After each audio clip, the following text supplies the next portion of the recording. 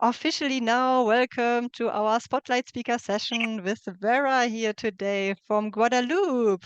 This is so Okay. great. So at the moment, the biggest, I think, time difference here that we had a speaker from. Does it make sense? You know what I want to say, right? So, Yeah, so yeah, because Guadeloupe, I think you are 6 hours earlier than Germany or Central European yeah, time. yeah. Yeah, and you It's quite speak. hot on the outside. So we have a big, Oh, it's afternoon, it's quite hot on the outside. ooh, is it your But pool? Jesus. Yeah, you live in paradise. You have to tell us about this. I will, because today will be the format that I will interview a bit, Vera a bit, so it won't be like a lecture or anything, and I will ask about the pool. Don't worry. So yeah, but Vera, so you work with French and English, if I'm not mistaken, right? yeah, French and English, that's right. Yeah, and you're already very experienced because I think you told me that you have started working in 2007, right? Maybe you can just start. 2007. Yeah, introducing yourself a bit like you as an interpreter, where you live, who are you, what are your hobbies So, also next to your interpreting okay. sessions? So I'm Vera. I'm from Dominica actually. I came to Guadeloupe at a very young age. So I was only speaking English when I arrived in Guadeloupe, and now I'm both speaking French and English. So Oh, that's why I went through this interpreting. I got this opportunity from someone who was working in the justice system, and then I went through that, and since 2007, and I'm still an interpreter right now. so you entered the business learning by doing? Or Yes, did you?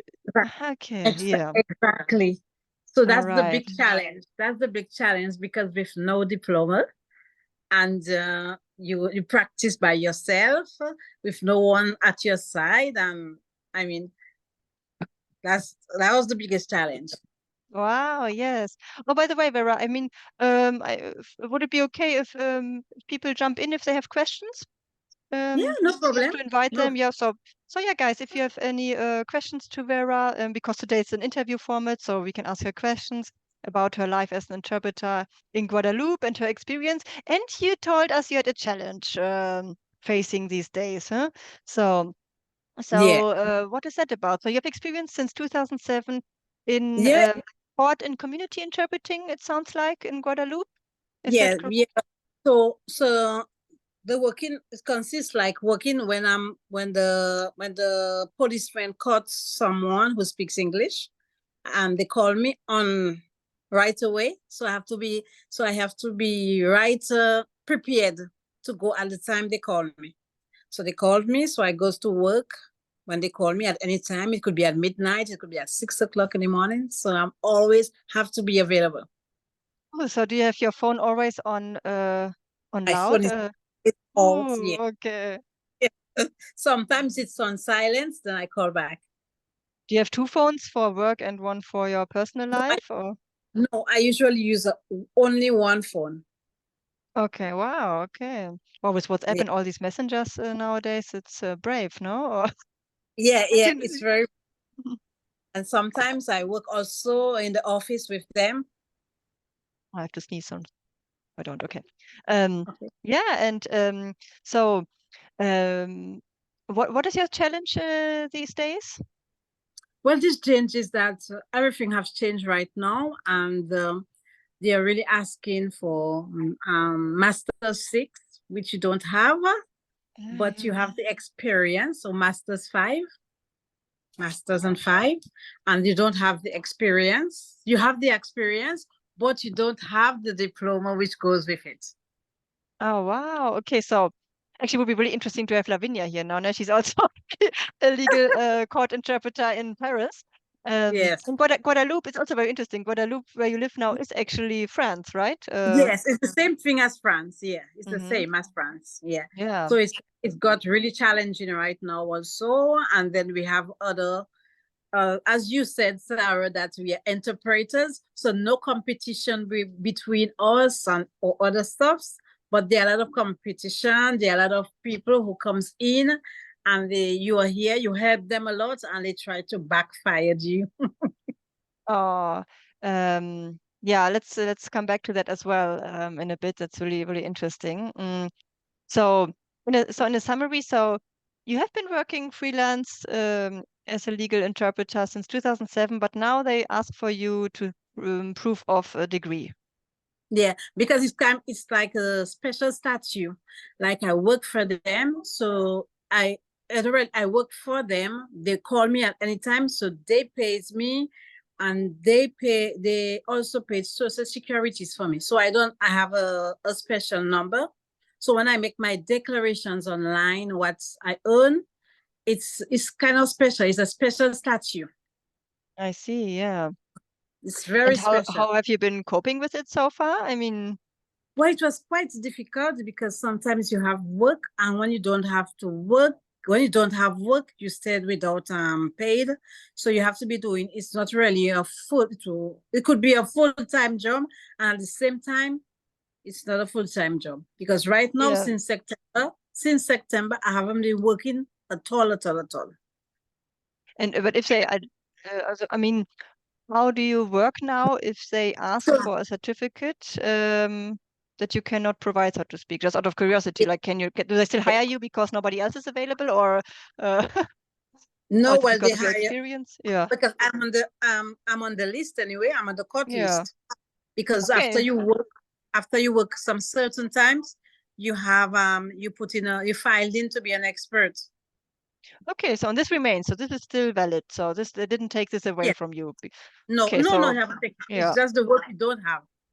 Oh, okay. So I see. Okay. So it's difficult to get new kind of maybe jobs. Do I understand correctly? Yeah. Or what is the challenge now if you're on the list as an expert and it doesn't That was matter my then? Or yeah.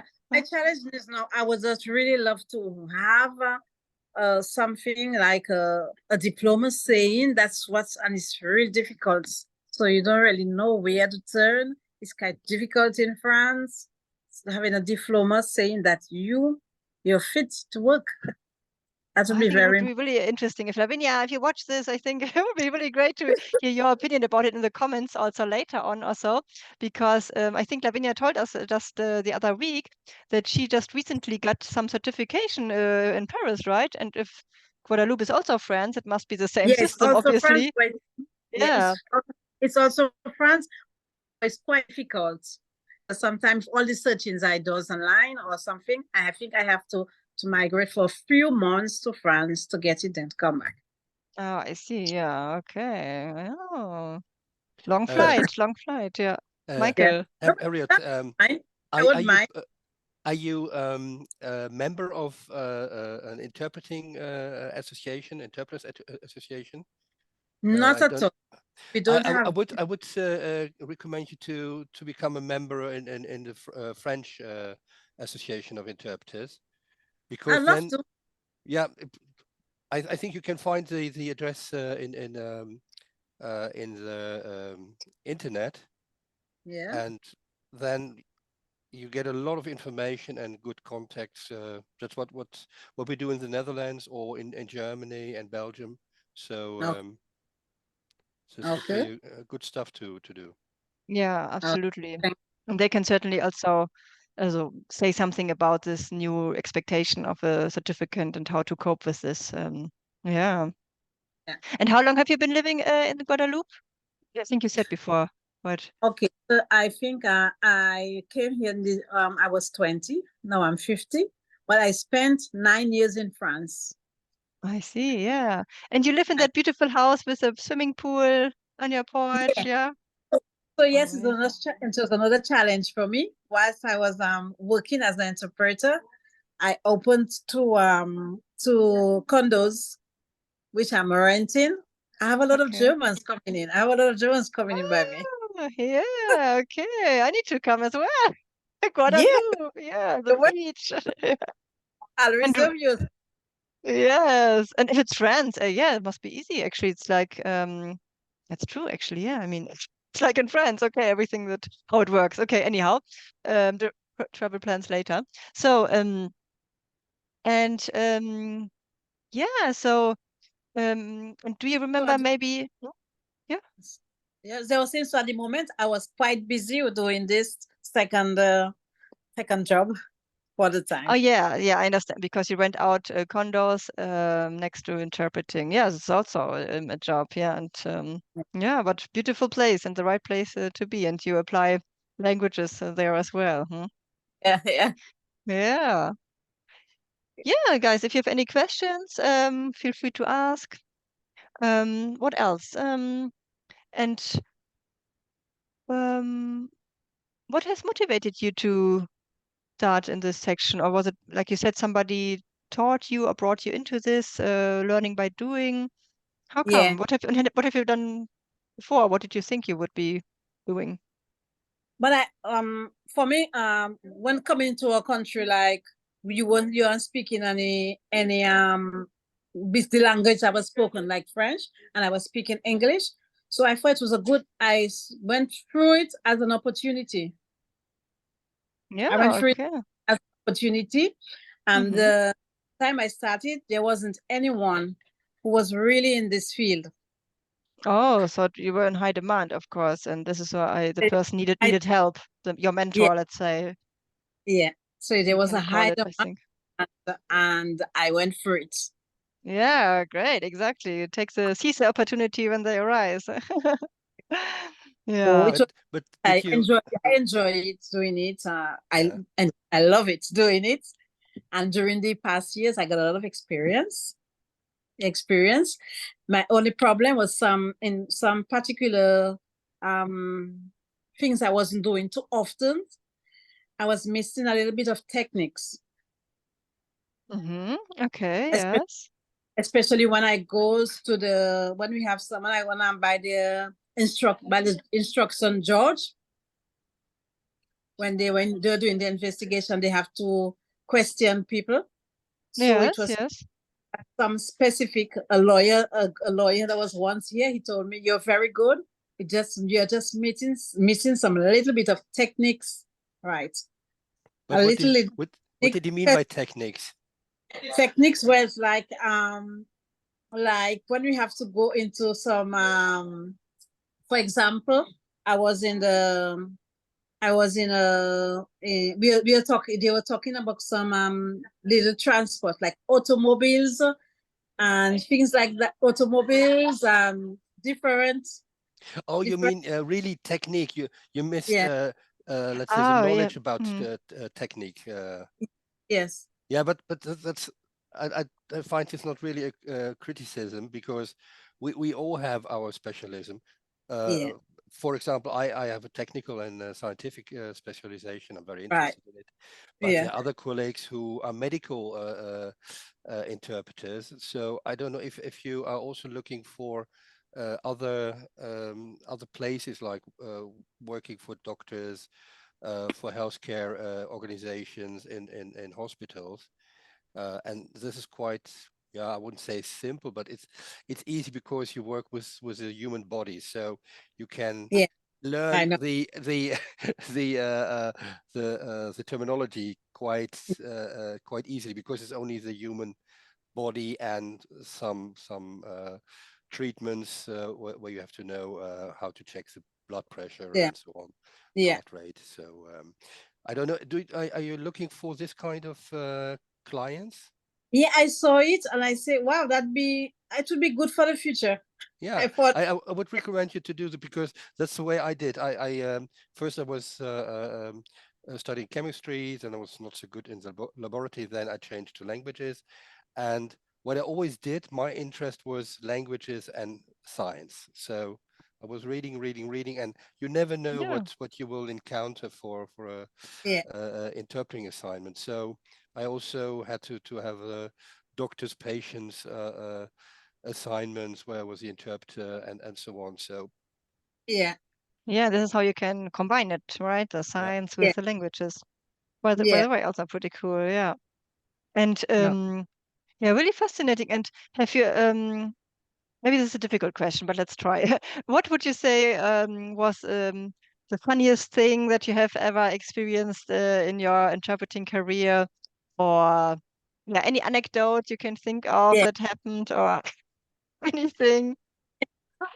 The funniest thing is like, well, I have to, first of all, when I and I had to go to the prison with the policeman. Oh, it was a real stress and funny at the time because the transports, it was real crazy on the road. That's something I would never forget. And the other one, when it's got the other side with the clients, they were, when you got, like, for example, when someone is in custody and he's all stressed up, and then he would just tell me at the end of the custody, "Thank you very much, ma'am." "Thank you very much, ma'am." He told me, "You can't believe I was stressed up. I don't speak the language. And when you came, you made it so easily for me." So I would like to, Oh, if I ever see you on the road, and if anybody touch you on the road, I will defend you. oh, heartwarming. Yeah. Great, great. And what was it about the transportation? I didn't catch that. What was funny about transportation? The first Saying one? like, yeah, he was I used to go to the I used to be on the transport with the policemen sometimes to Yeah. go and escort, right? Ah, yeah, yes, yes. Okay, yeah. Escort them when they're going to the prison. Yeah. And what So happened there? So, this was a real challenge because we had to check the traffic, and yeah. they were like real craziness on the road. So I don't like speed driving, and then you Ah, have to okay. pass with the zero file. You have to pass in through all the transports, Oh, and this I was behind like I risk. see you. So Okay, that it was, was like, So you went with a siren and the blue light, or yeah, yes, oh, exactly. wonderful! I oh, would like to yeah, do yeah, this yeah. once. So you really was the police who has to go very quickly from A to B, and Yeah. all the traffic had to go aside, and Time traffic uh, had to go. I that's took a video of this because I was, wonderful. Yeah, yeah, Yeah, yeah, yeah. that's a nice stuff of the nice side of our job, because we are always part of our clients. So yeah, we get into situations or at places where we as normal civilians don't belong. And this is yeah, always nice Yes, to be in yeah, yeah. the forefront, but yeah, at the forefront. I Yeah, really like this. So yeah. Yeah. At 5 o'clock Absolutely. in the But still not be the actual player, no? So you get to see it, like to be in the forefront here, then there, but you're not actually like responsible, you know? morning. Exactly.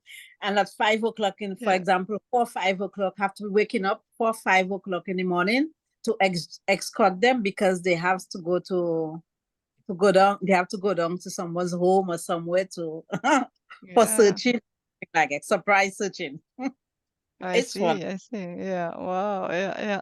did you also go to other French speaking countries? What was called the le francophonie, like to No, Canada or other countries in Africa, or no, no, not at all. okay, well, what a pity, I went to because Martinique, uh, just a few hours from here, but not further. okay, Martinique or maybe it will come Saint in the Martin. future. Yeah, Saint Martin, yeah, okay, Oh, yeah. Yeah. Mhm. Yeah. Saint Okay. Martin, Mm. yeah. Yeah. Yeah. Mhm. Oh, yeah. Really, really interesting. But like also with this 5 a.m. Aspect there, I really wonder how do you do this with only one phone? I mean, um, because I mean Facebook Messenger, WhatsApp, and when people ping you, it pings, no? And I mean with the different time zones now, I don't know when I messaged you, I don't know, you know, like um does it wake you up also sometimes from like you know, No, non-work related no, no, not at all. Sometimes I'm asleep. The phone rings, or I hear it. I answer it. If I don't hear it, it's ring, and I don't hear it at Yeah. all. I'll call back after. Okay. No, it's Great. So it not doesn't stress you. It's that no, you're like a me at all. No, no, not at all. I was also wondering, do you have sometimes problems with hurricanes? Because Guadeloupe is in the Carry. Caribbean Yeah, area, and yeah, we know there is this hurricane season, and they're becoming stronger and stronger, and then we see the devastation on yeah, some islands. Do you have to encounter sometimes these very dangerous yeah. situations, and maybe the technique doesn't function afterwards? How do you cope with it? Do you have let's say an emergency Yeah. power station at your Very good home? question, Michael. Yeah. Yeah. So we know from June to November is the hurricane season.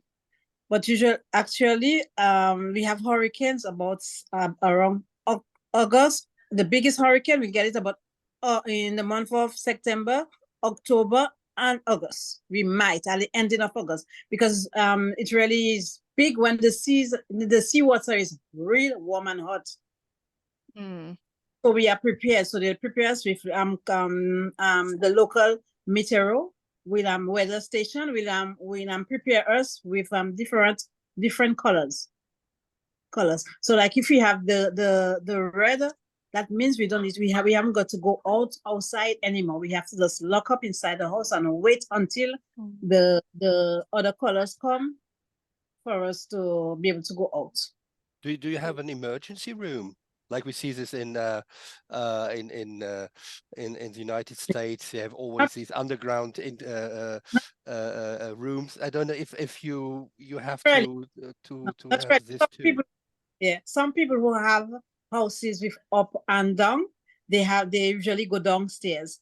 But if something happened, we are in the house. If something happened, I don't have up and down, so I might find a place in the bathroom. The bathroom is more secured place to be. So usually, if something like the roof flyers, we have to stay in the bathroom in the corner until the winds. In the bus stop, because that's I've seen in some movies. some films. So, but I think really this is really a place where you can survive. But it seems to be we don't have this in Europe. Okay, we do also have some natural catastrophe, but not this heavy ones like you experience every year. So I was wondering if you sometimes think, okay, maybe I have to pack my luggage and go to another place, because it's becoming difficult to live on an island in the Caribbean. Well, no, but since the age of 8 years, I'm experiencing, so we are getting accustomed. It's kind of stressful. It stressed us out, but as soon as the hurricane passed, we are back to our normal life. Yeah, I know, because you live in a wonderful area, so we're so jealous. But we only see the nice side. We don't see this. It's really interesting. Side. So, how often does this happen? So, does it happen once a year, or more, or less often? Right now, we are in the dry seasons. We are in the dry season. So from June, we are going to start having the rainfall, rainy weather, but we don't really rains every day. Then in September, we're going to be hot, humid, a lot of humid, and then we'll have the hurricane. Probably we might have rain. We might have a lot of rain and wind, but we don't have major. But I think this year it's supposed to have some 2 or 3 major. So it might pass us, or it might not. It's chances. There are chances.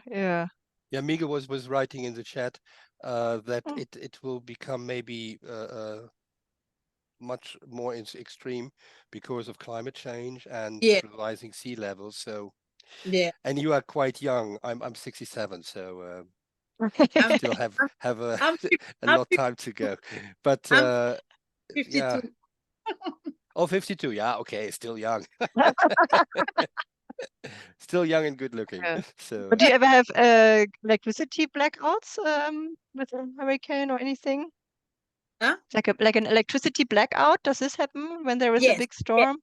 So we have to provide having sugar or tin stuffs, water, bottled water, sugar. So it lasts for a few days.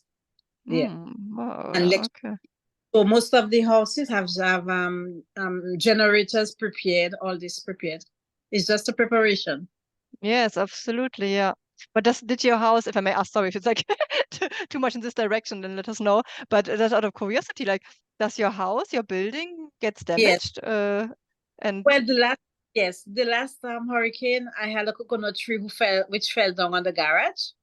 And that was the only thing, and the roof went off a little, the garage roof, but nothing as yet. I just hope that nothing won't happen. But if something happens, we just build it back and continue to live the life. Yes, yeah. I mean, it's That's just a good attitude. right? It's kind of is a philosophy of life. Yeah. Just That sounds like a healthy attitude, mindset. Yeah, it's like, Yeah, okay, it and you happens. can use it for your work too, because what I experienced was always begin again. Always you get a new Yes. offer, which when I'm not really sure if I would be capable to do it, but then I wait the plus and minus, and then I think, okay, you could do it, so I try it. And our job is always like this, like new, different. Yeah, absolutely. That's And right. with your life experience, I think it's a good basis for always starting over and over to develop so, in your job as interpreter. Yeah, always, absolutely. Yeah. yeah. So do you also have conferences in Guadeloupe where they need or where you have been maybe a conference interpreter before, or I have no idea, to be honest, whether in Guadeloupe. No, only once I had something. It was really, I was by the prefecture. The prefecture, that's where they have the higher authorities. Only once they asked me to come to, only once. Okay, yeah, but It it's was one. new. Yeah. Only once. But Yeah. are you experienced in simultaneous interpreting, or is it more consecutive what you do? It's more consecutive. Simultaneous when I talk and you interpret immediately. Yes. You are capable to do this. Yes. Yeah. Okay. Yeah, that's a big plus. So go on to train it. And if you like, there are good programs from the European Union for interpreters. It's called OCRIT, OCRIT, and you get all these techniques you want to learn, exercises, and it's for free. Okay, OCRIT. OCRIT. Maybe you want to write it in the chat. OCRIT. Oh yeah, maybe you can write it in the chat. Yes. Very good, yeah. This is really a very good site to to get this information. But there's still others. Yeah. So okay. Let's yeah, see. and I don't know, I really recommend to you maybe also to get in touch with Lavinia, you know, who hosted the practice sessions. By the way, so sad. I will say something later again. I forgot earlier that they stopped the practice sessions. Unfortunately, but maybe they will come back in the future, and also just a break for now. But yeah. Okay, And I yeah, so Lavinia, look her up. Yeah, because she's in Paris, France, and she's a legal or court police interpreter as well. And she got certified, I think, just recently, because there's something official now in France that you can do. Yeah, if I understood correctly. Yeah, yeah. That's very interesting. Yeah. And have you also, do you have experience with colleagues? Do you ever meet any colleagues? I imagine you're called in alone, but nevertheless, does it happen that you meet colleagues or yeah? Yes, that's part of the challenge, because sometimes the colleagues, they take you as not really colleagues, but as competition. So they sometimes know that you are quite better, or so it's challenging. Yeah, So can you give us an example there? Like, what happened? And was it at like a court hearing, or a police in the police car with the sirens, or what happened? Yeah. In the court hearing? Yeah, with another interpreter, like an example where another interpreter treated you as a competitor, or it was difficult, and why? Or what happened? Okay, well, sometimes they would go to the clerk of the court, and they would just say, they send me the work and don't send. So they would have most of the time all the work, and then you won't have anything. Sometimes I don't really know how to say it, but it's not really on the work itself, it's just small behind you. Oh, yeah. Yeah. So they just Talking try behind, to yeah. yeah, person, yeah, well, they should try to talk behind you, then you take all the work, then you don't have anything. This morning I had one who called me and she asked me, do you have any work?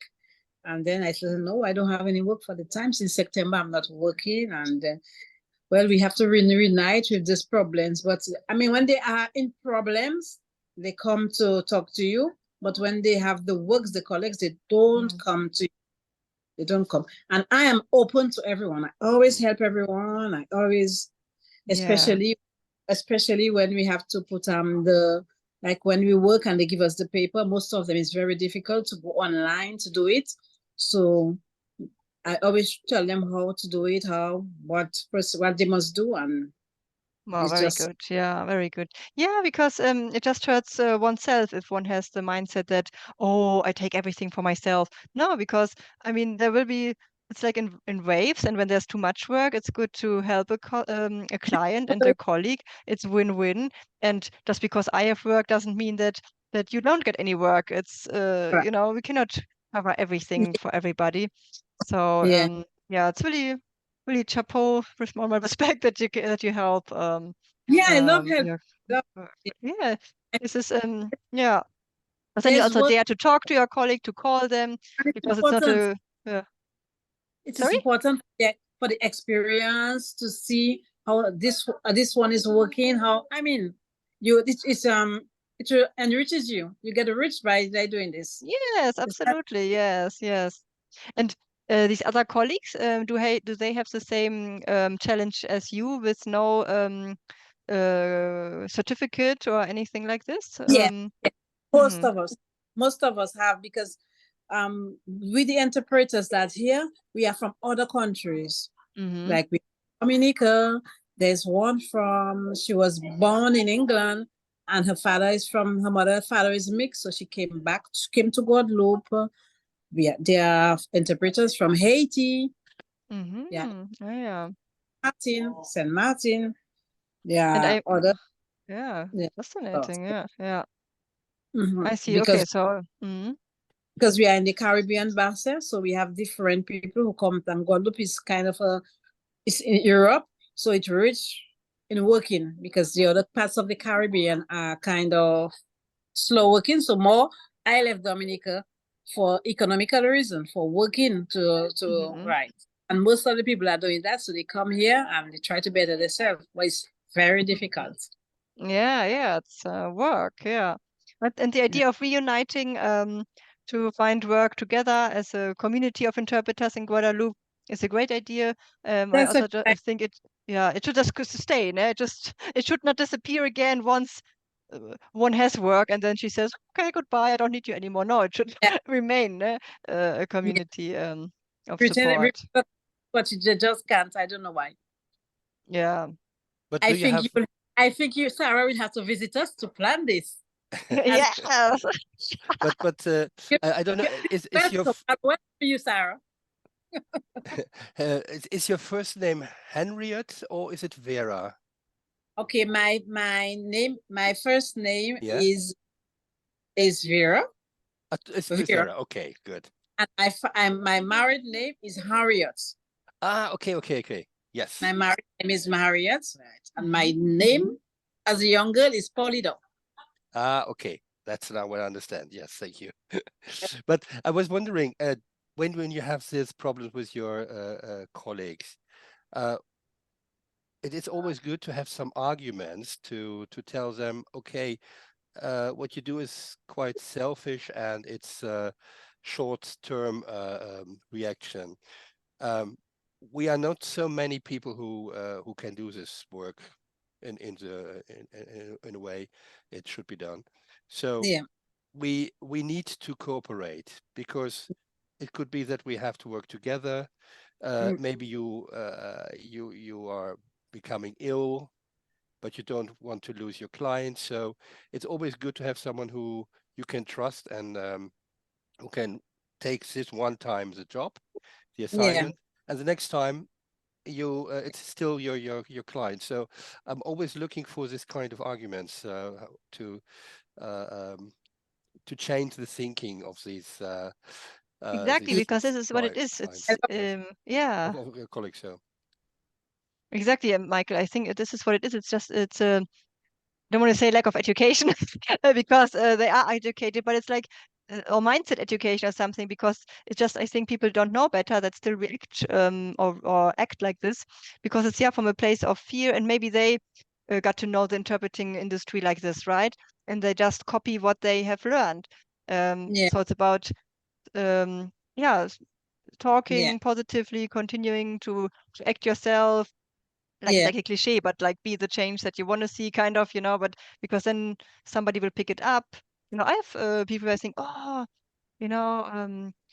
I've actually not an interpreter, but a client comes to mind, like, this is like a good businessman, I'm like, oh, he's so nice and really like, talking in a good way. This is how I want to talk to my clients, so you copy kind of what you like. And of course you can leave what you don't like. So yeah. Okay. And having arguments helps. And it's also when you are bad or behaving badly against me, I wouldn't ask you when I need someone with your language combination to work with me together. But if I have a good understanding, then the chance is very, very high then that in maybe the next week, the next month, in about 2 years, I will ask you and say, can you help me? Because we are working with several colleagues, and yeah, it's actually really interesting. Maybe you have been in this situation before, Vera, I don't know, but I totally now relate. I had like this epiphany, like, oh, this is interesting. Like now, this is also how the client must think sometimes if they have like regular interpreters or whatever. Because when I have a job that I cannot attend and I want to recommend somebody, and it depends on how full my day is, or even maybe not anymore, because in general also I'm thinking like, okay, who just gives me the answer, yes or no, whether they are available, and not asking me lots of questions beforehand. And I'm sorry, but then I don't ask this person where I know it becomes a bit complicated, So even though maybe I know they are a good interpreter, but I'm like, oh no, I don't have energy for this now. I will ask them. They are just easier, and of course reliable. Ooh, I have to sneeze. Okay, thanks. I'll take that. So yeah, I hope I muted myself correctly. Yeah. We didn't hear anything, and it Good, happens very to good. everyone. Into the microphone, yeah. No. Yeah. I have this muted thing here on the microphone as well. So yeah. I think and Michelle, Miguel. Sorry. There are so many variations of my name, Michael, So Michel. Michael, sorry, yeah. Je parle aussi français, donc pas de problème. Michael will have to take the trip to Guadeloupe to help us with this association. Yeah, why not? Because I'm here in the Netherlands. I'm the co-coordinator for the interpreters section of the Dutch Association for Translators and Interpreters. So we are also interested in having our connections, and we are all going global now with the online interpreting. So why not have colleagues in Guadeloupe and help you with building an association? Why not? Yeah, absolutely. Yeah, that'd be I nice. think actually in Bulgaria, one of our IPG members a few years ago started just setting up an association from scratch. Lily, maybe Michael remembers. But yeah, I don't know. Actually, no. I will catch up, see where where she is at, because I think it was Bulgaria or Hungary. No, Bulgaria. And then because there was no professional association. But Vera, you have, because Guadeloupe belongs to France, and like Michael said, France has a French association of interpreters, and I'm sure they have a section for legal interpretation, community interpreting. Yeah, we are in Guadeloupe, but it's like we are on another island, we are on the island, so it's kind of different to connect with the other people. Yeah, must be remote now. Yeah, I understand. In Paris, the people in Paris. And COVID didn't change anything in that respect? No, not at all. Online? No? Oh. No, not at all. And I imagine also everything is back to normal. Yeah. Yeah, and so okay, this answers probably my questions already. So you don't interpret remotely in the legal sphere either. It's all face to face. Yeah. Over there. Face to face, yeah. Yeah. Oh, interesting. Yeah. Mm. But if you start an association in Guadeloupe, you would be the first person to do it. And then you are a kind of magnet for your colleagues. If you have the connection to the French association or the Dutch association or the German association, then you get all the information, the contacts. So it's kind of networking and could be interesting. So yeah, I have all the because we have a list. We have a list of all the a book, or it's online. If all the interpreters, their number, their email, then we could contact. That's a start. Yeah. Yeah, wow. Yeah, so you have already the good. list. So it's, yeah, you can start a meeting, you know, and discuss the idea of uniting. Yeah, and when you do this regularly, then you build trust between the members of the group. I'm kind of in contact with certain, because there are a lot of them who lose their jobs. So we are kind of in together. We always call in order to see if this one have something, if they don't, but it's kind of difficult right now. Yeah, no, I understand. But yeah. things grow. Yeah. And do you have any regular meetings? Like, you know, Michael Stammtisch, do you have any regular round tables or anything? You could also start like this. It's a bit like maybe easier, lower benchmark or threshold to start. Everybody's at the end, and this will call to find out if this one, but everybody's, I mean, I think they're scared. Everybody's scared because it is so uncertain. Yeah, but then a round table would help. You could sit all, you know, at a nice cafe in the sun and chat about your, like, yeah, what is the current market situation like, you know, and then network and build a relationship, trust each other. This really helps. Just like once a month, a regular meeting, round table, informally, you know. Yeah, I think they have to be a kind of trust each. That's right. Confidence in each other. Yeah, what I think what a good start is if you have to offer something. We here in this group had a special group by Lavinia and Antonio who were exercising symbols for note taking. It's a very nice group. We always came together. Then there was a TED talk or another speech from the internet. And we first were looking, okay, there's these and these words, like men, women, industry. What kind of symbol would you use for it? And then we had the symbols, and then we were listening in the breakout rooms with 2 person to this TED talk, and writing down only the symbols, and then repeating what we had heard. And it was unbelievable. I think I have a very bad memory for names and numbers. But I realized I could repeat what I heard for about 5 minutes without lots which I didn't hear. So yeah, you realize that your memory is much better than yeah. And if you have this kind of group, then you have it concrete and people come together to exercise something, but it could be also other stuff. So and it's that's right. really, have a topic, exactly. Yeah, have a topic headline. and and then you come together on a regular basis. People know each other, trust each other, and maybe this is better than to have only one subject, like okay, let's talk about the EU, or let's talk about that's right, medical interpreting for one day. So if you have something which repeats, that will create a group.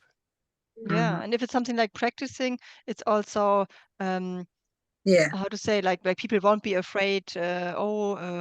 What will I say if they ask me anything about the job, and do I want to share this or not? You know, so you have time to create the trust first for over a couple of meetings. If you just practice, and then you know the other topics will emerge naturally about what the market situation is like, etc. Okay. That's what gave me that pushed me to keep coming to the group, because I saw when Sarah put there's no, I went searching and I saw this group and I said, oh, I think I could try it. But at the same time, I was scared. I know because everyone's scared because you don't know us and you think, oh, these are people who are very, very good, blah, blah, blah. But we're all equal and And we look like at now, to you're a change. spotlight speaker. Yes. Wow. Being scared to being in the center here. This is so amazing. And Congratulations, there's really. another advantage you have. We had also speakers we invited online. So why not asking these speakers to have a speech in front of, or a presentation in front of people in Guadeloupe? It's exotic from our perspective. So what we had was a voice artist, a very nice English lady who's doing the voiceover, but also the lips synchronization of films and so on. Very, very capable. She lives in Rotterdam, and we invited her, and she afterwards she also gave presentations to other groups of our association. So this would be maybe, I think she would like to do it for you too, if you have a group. That'd be people great. who are interested, and she's talking about what do I have to do to have a good voice? What do I have to do to when I get a cold? How do I treat my voice? So and she had a presentation. I did it with her together. I did the PowerPoint presentation because she wasn't very good with the technical stuff. So we worked together. I was a technician in the background, and she gave a presentation. It was really marvelous. So I learned a lot for the PowerPoint presentation. So if you're interested, I can ask her, and maybe she says, "Oh yes, this would be nice," and we don't have to travel anymore. So it's only the time difference. That's the only stuff. Yeah. That'll be fine. Fine. To be very interested, I will see if I can contact some other interpreters who are interested. Oh, great. Look at that. What has come out of this? Yeah, guys, we have only 3 minutes left. So coming to the finishing line. So any final questions for Vera, or Vera, if you have any final aspects to share? Miguel, anything? It was really fascinating. No, can you hear me? Yes, we can hear you, Miguel. No, it was very interesting because I share some professional things with Vera, because I have just one mobile and I work as mostly face to face. I'm working as court interpreter for a company, and they put me up in the social security every day. So they sign me on, and so I have some professional background which is similar to her. So it was very interesting to talk to her. Yeah. Super. Thanks for sharing. Yeah, Vera. So I also say thank you very much. How brave you are to come here into the spotlight after having been scared to join the IPG. So wonderful that you are here, and maybe you spread the word now in Guadeloupe and create your own community of positivity, mutual support, and non-competition. No competition. Thank you. So great. Yeah. So I will stop the recording for this.